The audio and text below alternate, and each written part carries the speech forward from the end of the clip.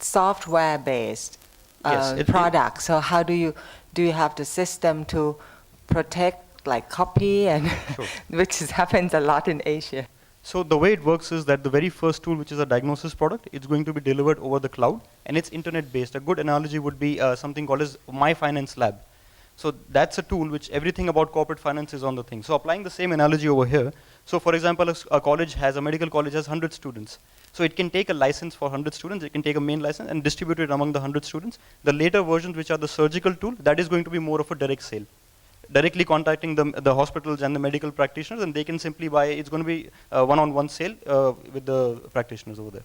For the medical students, it's still going to be over the cloud and through a web-based version. It seems that the core value of your products, or it's the data that was collected by this Canadian doctor. What is his relationship to the firm? And how do you know that this data is actually what other medical boards around the countries as you plan to sell in would approve that this is truly the data?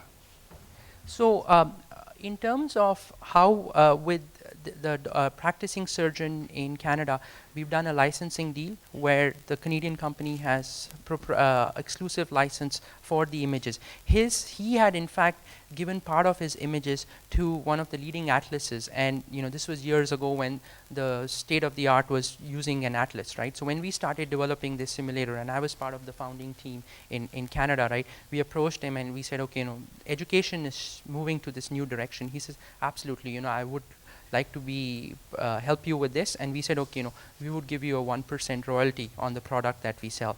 In terms of looking at the Asian economies, we've already had discussions with some of the leading ENT specialists in India, and they said, yes, we need better trained doctors. The next generation of students have actually grown up playing games, so they need something more interactive. So they have pictures that we would convert into digital data, and subsequently get give them a licensing fee in return for that. So that's how the database would be built. The other thing is Dr. Sumit Agrawal, who's one of our board members, is a practicing ENT surgeon in Canada. He's worked in India as well, and he has some images as well. So there are, through the relationships that we've already formed and we'll be forming, there will be enough data available to build this product forward. But you haven't answered who would approve that this data is actually acceptable. Yeah, so as I said, for the first product that it is, these are images that have been already in the atlas that is used, right? So a small subset of the images were in the atlas. We've taken all of them and made it into it. So these are already pre-approved over, from the Canadian Medical Council. And this is Canadian children's ears, not the children Asian. Also.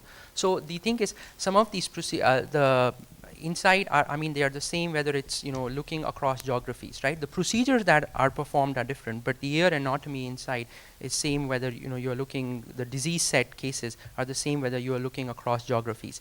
The second thing is, as I said, already in India we have started talking to some of the leading ENT specialists, and some of them are the ones that have already relationships with Medical Council of India. So that work has already started. Yeah, I wanted to elaborate on your chart with the market share, and I think your product will be very useful to the students. I don't think $40 will be an onerous amount for them to pay. You have a schedule in your penetration rate and your sales rate, and for the first year your penetration, you're only looking for 10% within government schools and private schools, and many times marketing plans in terms of picking up customers, their plans, it doesn't happen as expected. So I was thinking, if you were to only reach half the amount of customers, 5% penetration rate, I don't believe your company would be profitable in the first year as projected. What type of contingency plan would you have in that situation? So the way it's working is that we are already in talks with MCI. So MCI has given us approval to talk to beta test at one medical government college and one private college. So the way it works is that initially these numbers are actually extremely conservative numbers that we've got, as you can estimate. So what our plan is that while beta testing, we're going to directly target the private colleges. The government colleges is going to be more difficult to penetrate the market. And in private colleges, because of the entire environment and the external factors which are in place, which include a more number of doctors, saving doctors time, and moving towards more practical education. So we feel that private colleges is going to be a bigger part of our sales. And then once the beta testing is done, the MCI really likes the product, these numbers are actually going to be more than, it's going to be 100% share, because once the MCI approves, it's going to be a part of the curriculum. We don't have to really, do a lot of effort from our side to get it approved, because it's going to be a part of the curriculum after that. And just the Ministry of Health in India has set up a fund. So this is a government fund of $200 million to help with changing the educational space for doctors. We know that is going to working with any fund on government. I know I'm on media. It takes time. Doesn't matter in which country But you they are might in. not support only one. You might have competitors coming up in the second year or third year. Yes, but And in there the might be other doctors who have the pictures or who start doing this. Right. So how are you to So there are prevent that? only a few. So I mean, you're right. So in terms of the extensive database that we have, and we are already, we have our first product ready. So we are getting a first mover advantage, right? And the thing is, in terms, based on the competitor analysis we have done, right now there is, so invest in us, and we'll have that capital to keep developing our products as well as getting, a bigger market share. In addition, ma'am, what happens is that if any other company wants to develop a particular procedure, they have to develop the entire architecture again. What we've got is we've got the IP for the basic platform. The other modules can be built on top of that platform. So we don't have to develop the platform for every single module. So that is a differentiating factor, also a competitive edge for us.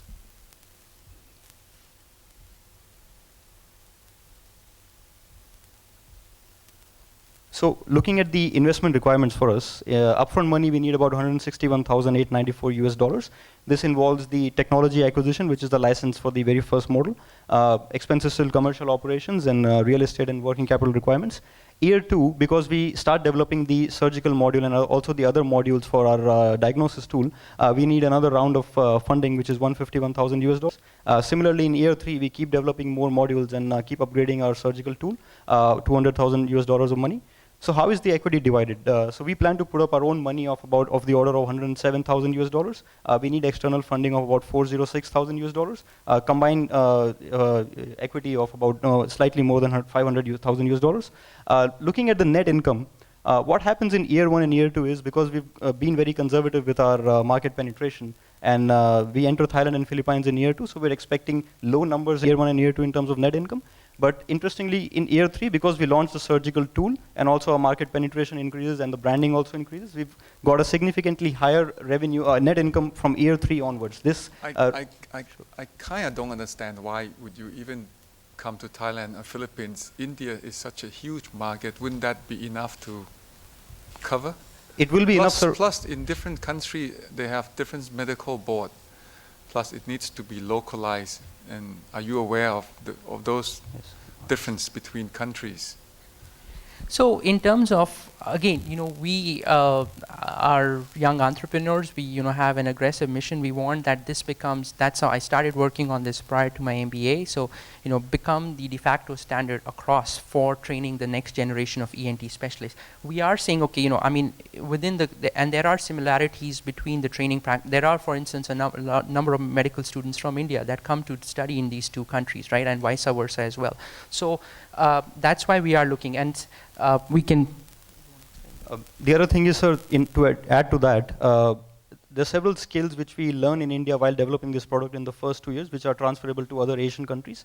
And we are planning to we've taken the license for the entire Asian market, so we want to penetrate all the markets in all the Asian countries. And like Jaipreet mentioned, we have a very aggressive plan, and we want to create an entire education training system in the sense of, including more simulation technologies and create a new field where medical training is done through simulation. So which is why we feel not only India, we've got other Asian markets to penetrate and maybe some other developing economies in the future. This is sort of a triadic framework that we perform to analyze why we want to target these Asian countries, which include India, Thailand, Philippines, and China. What the framework does is that it has several factors on which each of these countries are measured, and these are numbers received from the CIA World Factbook. So the 4 countries that we found on top are India, China, Thailand, and Philippines. And the reason we're entering Thailand and Philippines first before China is that we want to have the monetary power and the cash with us before entering China, so that we can handle the piracy risks and other sort of risks associated with entering China. Is this system being used in Canada? The stage it is at right now is that the beta is complete. It's going to be tested at 15 leading medical colleges in Canada and the US in the next 2 months, and then ready for market. So I had raised the seed capital prior to starting my MBA. The development has continued, and in this year, then we started looking, okay, how can we enter the develop an Asian strategy for market as well as development. How soon will you know whether it's been successful in Canada? Because that'll lend a lot of credibility to your project. So by the end of summer, we'll have those results. Sorry, how often does the content have to be updated, and how would you update it? Would it become obsolete in a few years as the medical field changes? So the images, and that's why we've got an extensive database, right? These are thousands of images. So I mean, and as we said, right?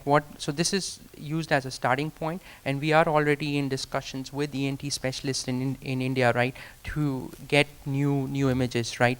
So this will be built in real time, right? But for the initial start, we have a very extensive database available to ramp up this product. And does each user access a database, or do you send a file with So the that's images why we are on it? delivering it over the cloud. That Uh-huh. the solution is, and the surgical platforms will then be installed, behind the intranet, right? So inside, and those would be site licenses. So softwares can be updated real time on Yes, a real time exactly. basis. Yes. Thanks. So the first module is otoscopy, and like Jaypreet mentioned, we have several other modules in addition to that, and all of those are going to be upgraded on the very basic module.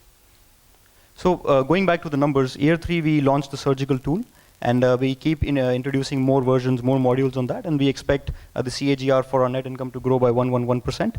Looking at the NPV, the NPV we expect is $110,000. We've taken a very, very high target return of 35%, and the total investment present value is about $383,000. So using a PE ratio of 11, we expect a terminal value in year 5 of the firm to be 7.6 million, resulting in an IRR of 52%, the ROI of 29%, and a VC ownership stake of 18.94% associated with this entire venture. Can we go back to the very first picture that you doing the simulation and you show the line?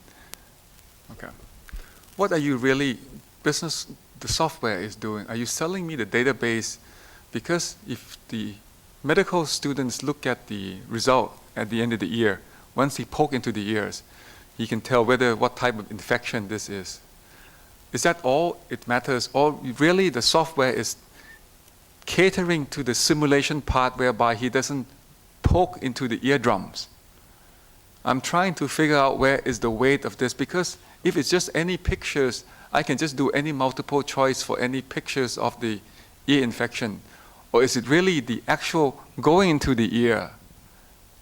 Which is more value here? So the pictures or the actual simulation, the Wii game thing, the remote? Sure. So the way it works, sir, is that the student logs into the system. He has an account over there.